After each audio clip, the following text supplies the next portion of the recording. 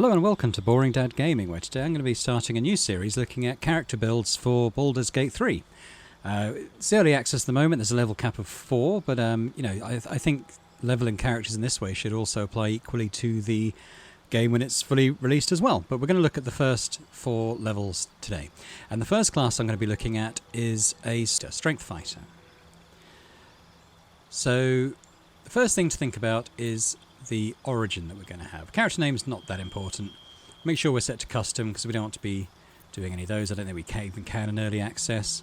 I find the best background here for a fighter, especially a strength fighter, is soldier, because it's going to give us a proficiency in athletics, which will tie in nicely with our strength stat, and intimidation as well, which we're going to put a couple of points towards as well. For a strength fighter, there is only really sort of one choice for race, in my opinion, which is a dwarf, shield dwarf subrace.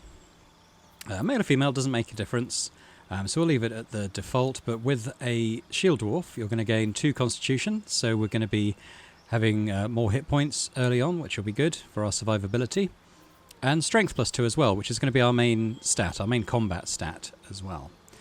We get various proficiencies as well, including light and medium armor, which will be useful, dark vision, which is always useful, and other stuff like that too. Appearance we're not going to worry too much about, so if we go into class now, we're going to select fighter.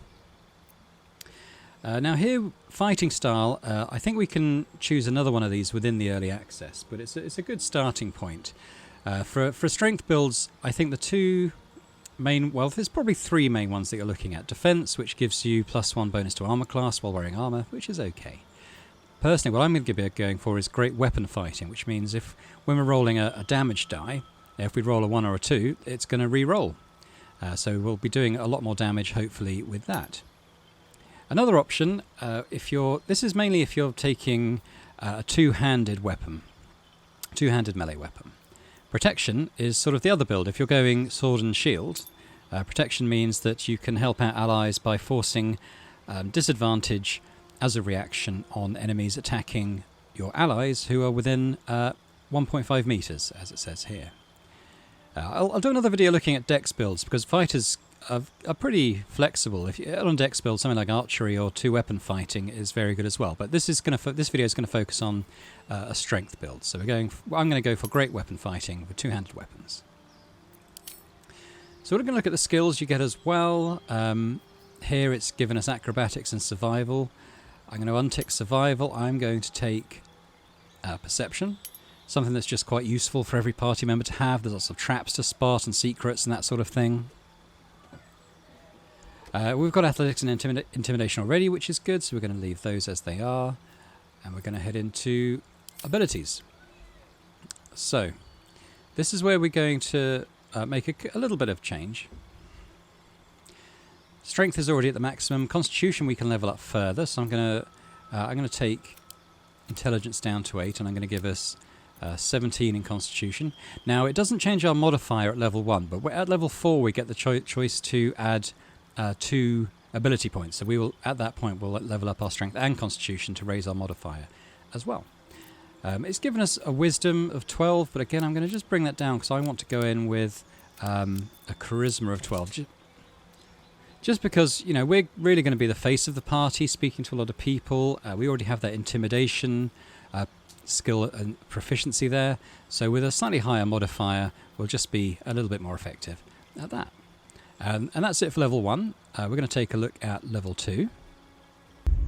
So here we are going into level 2, and there isn't really any choice here for fighters. We just get a maximum hit points increase, and we also get a good skill as well, which is Action Surge.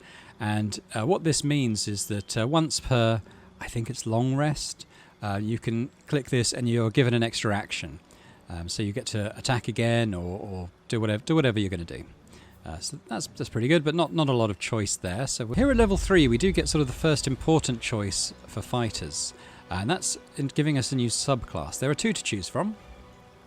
For a strength build, my recommendation is going to be Battle Masters.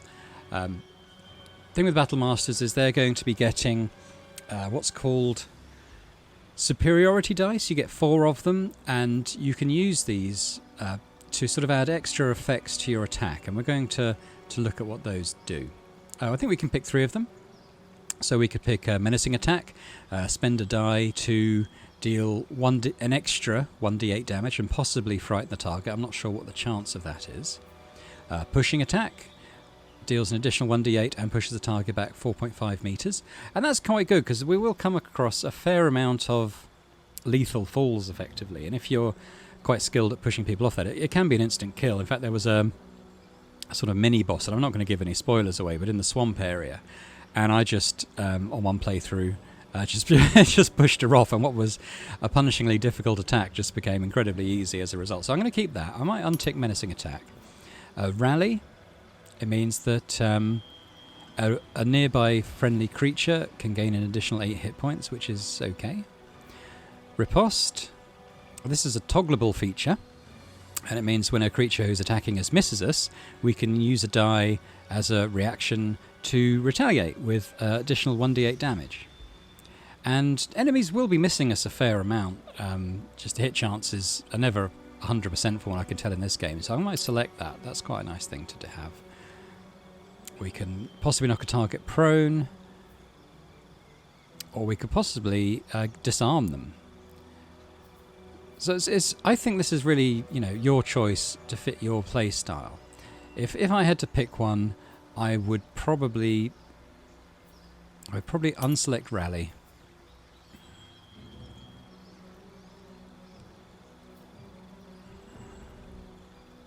And maybe go for disarming attack.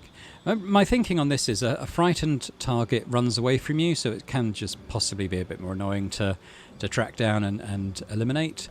And the trip attack going prone is nice, but your ranged characters would then have disadvantage when attacking that prone character.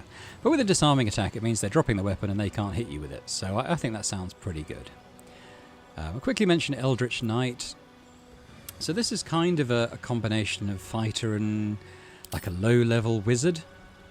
I don't personally recommend this. I think fighters, particularly for this kind of build, make quite poor wizards. Like our intelligence is 8.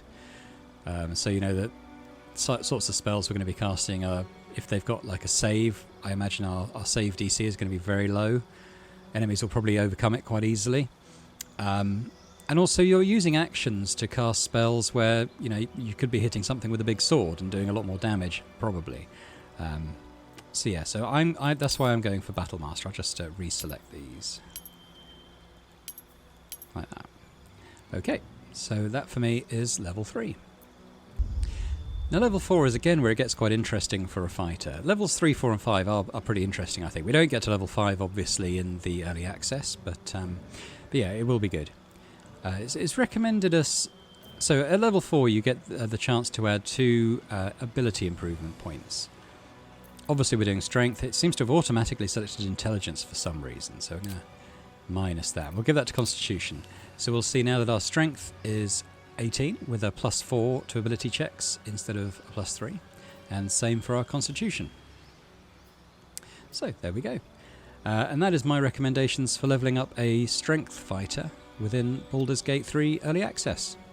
Thanks very much for watching. If that was useful, and I hope it was, then please do hit the like button on the video, and perhaps subscribe to the channel as well. I'm going to be doing a lot more of these guides for each class. I think I'll do a dexterity fighter on the next one.